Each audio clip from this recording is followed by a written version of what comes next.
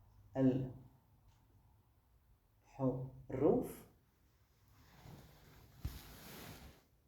ici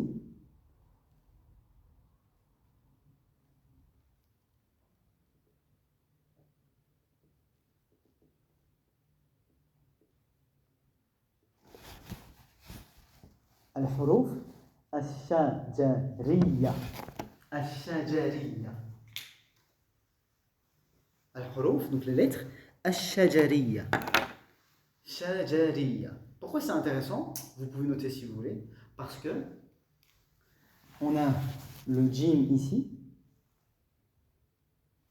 le shin ici et le ya ici. C'est une manière de retenir les trois lettres. Al-huruf al-shajariya. Al-shajariya.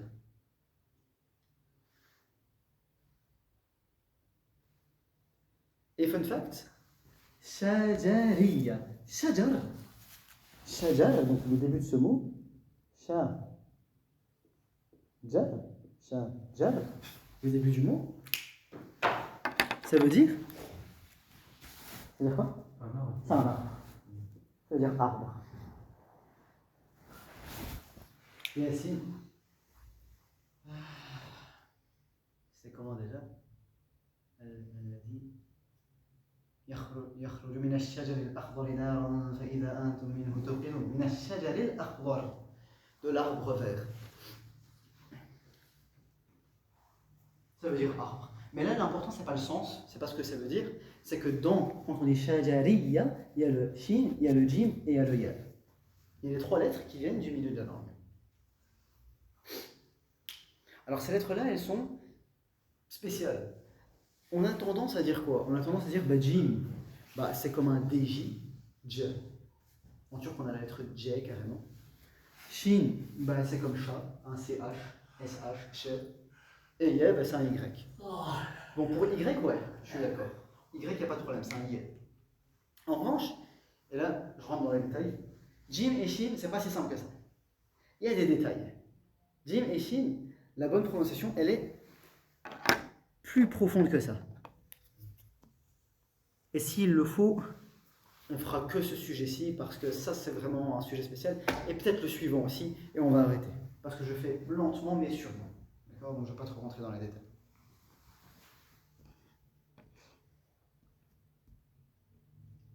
Et le prochain cours, je pourrai tout terminer, Inch'Allah, parce que les autres lettres sont plus simples. Et là, je vais essayer de faire les... Ou bien on va que faire ça, et le prochain cours, on va... Khayr, Inch'Allah.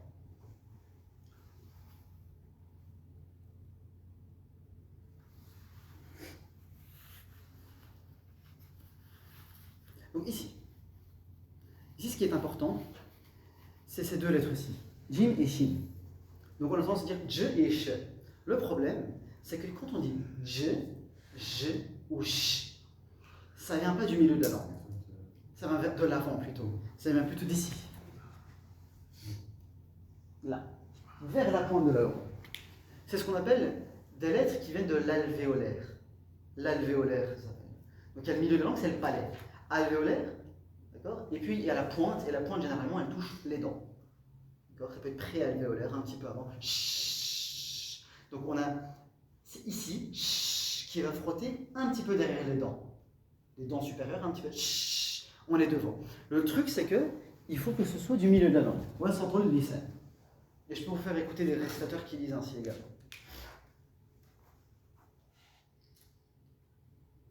Et la lettre jim surtout, c'est encore plus spécial. Parce que là, du coup, le ch, si on dit ch, ça vient de là.